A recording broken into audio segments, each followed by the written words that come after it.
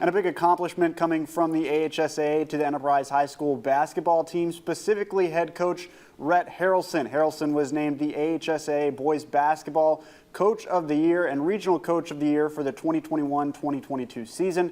Harrelson helped lead his alma mater to its first boys basketball championship in program history and has made the playoffs in 4 of the past 6 seasons.